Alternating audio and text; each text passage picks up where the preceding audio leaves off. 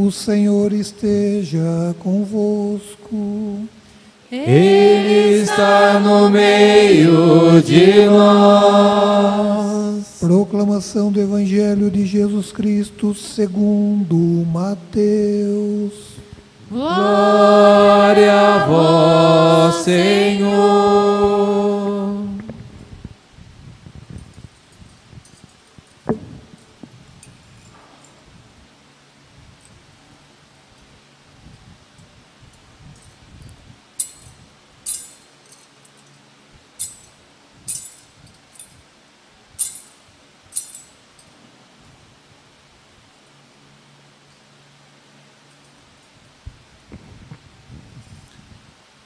A origem de Jesus Cristo foi assim.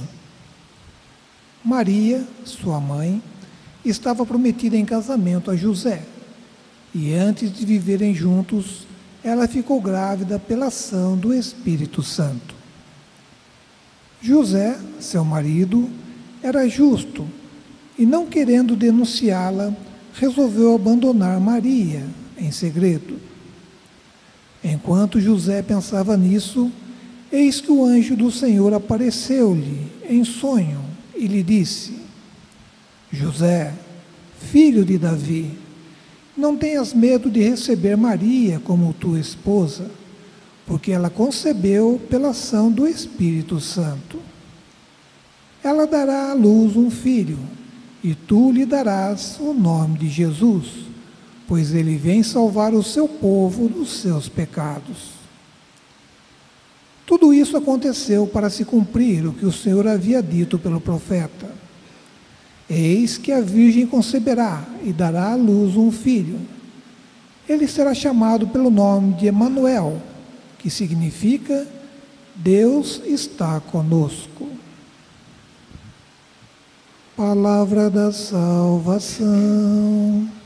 Glória a vós, Senhor.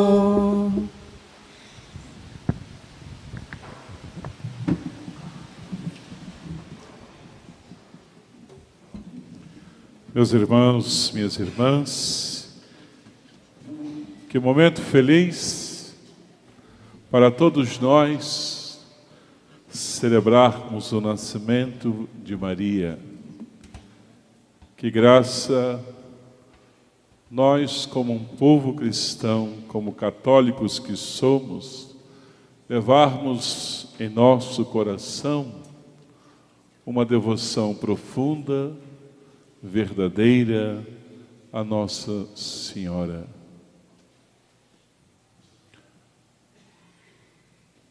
Nos santuários de Schanstatt existe uma frase em latim que diz assim: um servo de Maria nunca perecerá. Um devoto de Maria jamais se perderá. Porque Maria, como mãe dos filhos e filhas de Deus, caminha conosco. Maria, assim como nos ensinam os evangelhos, é alguém que não está distante da vida de Jesus, nem da vida dos discípulos de Jesus. É verdade que os evangelhos nos falam de Maria em poucas passagens, relatam ali a presença de Maria, mas são momentos tão significativos, tão profundos, que os evangelistas trazem para nós esta presença da mãe que caminha, que está próximo, que se junta a nós, que caminha conosco. Quando nós lemos os relatos do Evangelho, nós percebemos que nessas poucas passagens, a presença de Maria na vida de Jesus, na vida da igreja e na vida dos discípulos de Jesus, é uma presença retumbante. é uma presença significativa. Maria não é colocada ali à toa, ela é apresentada a nós como a mãe do Filho de Deus, diante do Evangelho da Anunciação, e nós vimos isso hoje no relato do Evangelho que acabamos de ouvir, quando o anjo manifesta-se a São José e diz a ele que Maria, que lhe havia sido prometida em casamento, estava grávida por obra do Espírito Santo. E aquela criança, Jesus, haveria de ser chamado de Emanuel, o Deus conosco. Esta figura materna de Maria, presente no início dos evangelhos, está presente também no final do evangelho, quando lá, agora, Maria assume uma outra maternidade, a maternidade dos filhos e filhas de Deus, quando diz, João contemplando a cena da crucifixão de Jesus, diz: mulher, eis aí o teu filho, filho, eis aí a tua mãe. Se Maria soube exercer para com Jesus uma maternidade divina, esta presença materna de Maria na vida dos discípulos, dos filhos e filhas de Deus, se faz também necessária a cada um de nós. São Luís Maria Grion de Montfort, ele dizia: se por Maria Jesus veio ao mundo, é também por meio de Maria que Jesus deseja reinar no mundo. Uma devoção salutar, saudável, uma devoção a Maria, que fortifica a nossa fé, jamais poderá nos afastar e nos distanciar de Jesus. Certamente, uma mãe se alegra profundamente de ver alguém amando um filho seu. E certamente um filho se alegra por demais quando ele vê alguém honrando a sua mãe. Nós carregamos conosco, meus irmãos, esta presença materna de Maria. Ela é a santa mais exaltada na igreja. Ela é a santa com mais igrejas, templos, oratórios, capelas dedicadas. Esta presença de Maria revela-nos, no certo sentido, o rosto de Deus, da maternidade capaz de acolher, perdoar, tocar, curar as nossas feridas. Existe uma imagem muito bonita do encontro, uma pintura que foi feita do encontro, daquela passagem do filho pródigo, quando o pai recebe aquele filho. Olha que interessante, nesta pintura feita por Rembrandt, nesta imagem pintada por ele, a imagem, a figura do pai tem duas mãos. Uma mão masculina, oferecendo proteção, e a outra mão, que eu não lembro qual é agora, se é a direita ou se é a esquerda, representando uma mão de uma mãe, de uma mulher, que acolhe, que perdoa, que recebe. Nesse sentido, podemos entender que Maria revela uma dimensão muito bonita de Deus, a dimensão da ternura, a dimensão da misericórdia, a dimensão do amor, que as mulheres, por exercer desde o seu útero, desde as suas entranhas, acompanhando o nascimento, a gestação de um filho, exerce de modo extraordinário para com o seu Filho.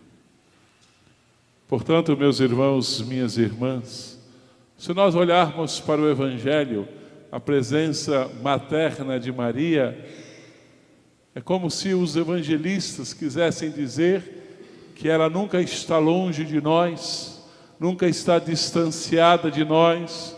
Maria é alguém sempre presente, mas não é uma presença, podemos assim dizer, letárgica, parada, atrofiada. A presença de Maria na vida da igreja e na vida dos filhos e filhas de Deus é uma presença operante, atuante. Nós percebemos claramente que em todas as igrejas católicas tem sempre uma imagem de Maria, não para substituir o papel único e salvador que foi Jesus que exerceu, mas para mostrar a nós que só ela, entre todas as mulheres da terra, foi ela a escolhida, e só ela participou de modo extraordinário do plano da salvação de Deus. Toda a escritura do Antigo Testamento já era uma figura, um anúncio da presença de uma mulher no mistério da salvação.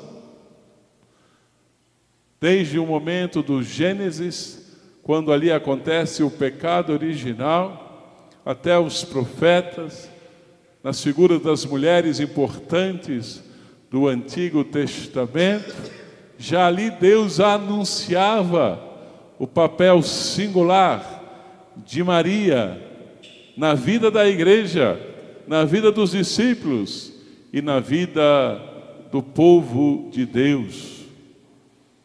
Depois da oração trinitária que nós aprendemos ainda desde no berço, dando ali os nossos primeiros passos, em nome do Pai, do Filho e do Espírito Santo, depois dessa singular oração trinitária, acredito que a segunda foi Ave Maria, cheia de graça.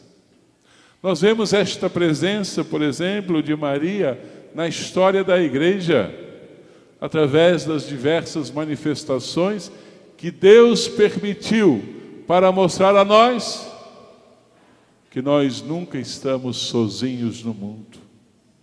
O Papa Francisco dizia assim, Papa Bento, ele dizia assim: ninguém está sozinho no mundo, porque Deus está com ele. Parafraseando, eu diria: ninguém está sozinho no mundo, porque no mundo ninguém veio sem uma mãe, nós precisamos de uma mãe. Ninguém está sozinho no mundo, porque Maria está com ele. E nós sentimos essa presença nas aparições, nas manifestações de Maria, em tantos momentos decisivos, importantes da história de um povo ou de uma raça. Nós vemos ali uma presença maternal de Maria. Quantas aparições, quantas devoções o povo de Deus foi cultivando no seu coração, porque sabe que ele não está sozinho, mas sabe ainda mais que ela precisa de uma mãe. Nos momentos mais dramáticos, a gente ainda criança, a gente ainda vivendo alguma situação lá na infância, quando a gente caía, quando a gente machucava, quando a gente passava mal ou estava com febre, qual a expressão que a gente usava? Eu quero a minha. Vai o irmão, vai o tio, vai a avó, vai o bisavô, vai o pai. Nem o pai da criança serve. Só serve a mãe. Por isso que o povo percebeu que na dimensão espiritual nós também precisamos de uma mãe. eu quero a minha mãe. Todos, quando a gente que é padre lá no seminário, eu estudei lá em Curitiba, quando lá vivia as minhas crises, as minhas dificuldades, minha mãe doente em Resende, longe, a gente se amparava, a gente buscava em quem? Em Maria, na devoção a ela, contava sempre com a intercessão dela. O povo sabe que Maria caminha, se aproxima, se faz parceira da sua vida e da sua caminhada. Vejamos, por exemplo, alguns títulos de Maria. Nossa Senhora do Perpétuo Socorro. É um título de Maria. Por que o povo invocou Maria como Nossa Senhora do Perpétuo Socorro? Porque a proximidade de Maria se faz sentir como uma presença que socorre e ampara, uma presença que protege e cuida. Por isso, em Curitiba, quarta-feira em Curitiba é uma loucura. Todas as igrejas, paróquias têm uma devoção a Nossa Senhora do Perpétuo Socorro, espalhada pelos redentoristas. O santuário de Nossa Senhora do Perpétuo Socorro, que fica em frente ao estádio do Coxa Branca, do Curitiba Futebol Clube, tem novena que começa às 5 da manhã e a última é às 10 da noite. Então, assim, 5, 6, 7, 8, 9, 10, 11, 12, 13, 14, 15, 16, 17, 18... Nossa Senhora do Perpétuo Socorro, tem novena o dia inteiro, fora nas outras paróquias. O outro título, Nossa Senhora Auxiliadora dos Cristãos.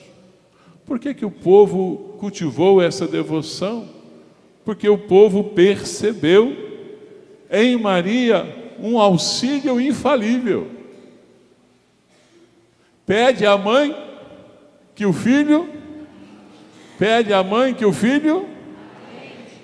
Então o povo percebeu que nas penúrias, nas crises, nas dificuldades, nos problemas, Maria se apresenta como um auxílio necessário, fundamental e importante. Um outro título que nós vemos na ladainha de Nossa Senhora, refúgio dos pecadores. Maria ali é invocada como um refúgio que ampara, que acolhe. É a presença de Maria que nos ensina a confiar na misericórdia de Deus. Gente, essa é a experiência mais desgastante e sofrida na vida de um discípulo de Jesus, quando ele peca. Ele sabe que ele pecou, o sentimento de culpa domina o seu coração. Muitas vezes a gente no confessionário escuta as pessoas dizer assim: Padre, será que eu tenho o perdão de Deus? É um drama existencial terrível. O que as pessoas foram vivendo, experienciando? Invocar Maria como refúgio, como amparo, quando a experiência do pecado toca a sua alma. O outro título de Maria, que nos mostra que ela está caminhando conosco, Consoladora dos aflitos. Olha que bonito. Quem é que nunca passou por uma aflição? Quem nunca aqui passou por uma dor profunda? São questões humanas existenciais que faz parte da nossa vida. E a gente que sabe que Maria caminha conosco, a gente recorre a ela para que ela possa consolar o nosso coração. Maria é percebida como uma presença materna de Deus, presença de afetividade, de acolhimento, diante daquela aflição que nós estamos vivendo e passando. Por exemplo, meu irmão que é padre, Padre Edson, está em Curitiba, ele teve o 4º AVC. Hoje ele não anda, não fala, não come. Está numa cama sendo alimentado por uma sonda. Nós estamos sem saber como lidar com essa situação. O que eu fiz quando eu fui lá em Curitiba, quando ele saiu do hospital? Eu acompanhei, evidentemente. Passei nos santuários. Lá do lado do seminário lá de Curitiba, tem o santuário de Chances. Eu fui lá, numa aflição terrível, difícil, de ver o meu irmão naquela situação. O que a gente faz? Até nos hospitais tinha algumas capelas sempre com uma imagem de Nossa Senhora. Depois foram tirando. O povo sentia que ali, no olhar para uma imagem de Nossa Senhora, diante da situação da dor e do sofrimento, da aflição de alguém da família ou da pessoa própria, aquela imagem era um símbolo muito importante para o doente, o enfermo e aquele que está aflito. Por isso também Maria é chamada de saúde dos enfermos. Por quê? Porque ela é vista como uma presença curadora de Deus. Ela não é Deus, mas ela aponta para alguém que tem o poder de curar a enfermidade.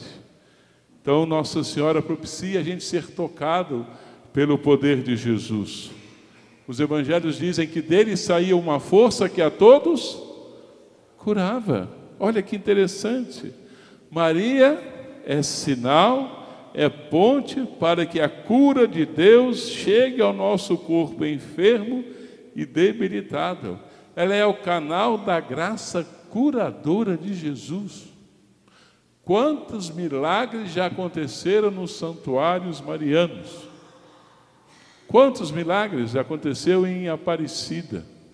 Mas para mim a coisa mais extraordinária que acontece em Aparecida é o seguinte: a pessoa está com um mundo de problemas na sua família, uma crise, os filhos nas drogas, é gente doente. Você já viu essas situações? Muitas vezes dentro da nossa casa também. O que acontece com as pessoas? Elas vão lá em Aparecida, viaja às vezes a noite inteira, o dia inteiro. Eu estava lá em São Bento Abade, que é perto de Três Corações, essa semana. Padre, você conhece o Vaguinho? Sei, claro, era meu paroquiano quando eu trabalhava lá há 27 anos. Ele foi a pé para Aparecida. Ele acabou de sair de uma doença e foi a pé para Aparecida. Lá é comum ir a pé para Aparecida. As pessoas vão em Aparecida, elas voltam para suas casas, mas elas voltam diferentes, cheias de esperança. O mais engraçado é isso, que na maioria dos casos os problemas continuam os mesmos. A única coisa que não continua a mesma é a pessoa que foi em Aparecida. Olha que bonito. Ela foi em Aparecida, levando as dores, os problemas, as angústias e os sofrimentos. Ela voltou para sua casa, as dores, os problemas e o sofrimento eram os mesmos. Nada mudou. Quem mudou foi ela, porque voltou cheia de fé, cheia de esperança e cheia de alegria. E um último título que eu gostaria de mencionar aqui para falar da presença de Maria: ela é a medianeira de todas as graças. Maria, portanto, é aquela que intercede por todas as necessidades espirituais daquilo que nós precisamos. E por que Maria é a intercessora de todas as graças? Vou responder para você. Porque Deus quis que ela fosse. Qual é a razão para isso? Simples. Se ela foi a medianeira do nascimento de Jesus, que é a graça de todas as graças para a humanidade, Deus permitiu e Deus quis que ela fosse medianeira de todas as graças na vida de todos os filhos de Deus.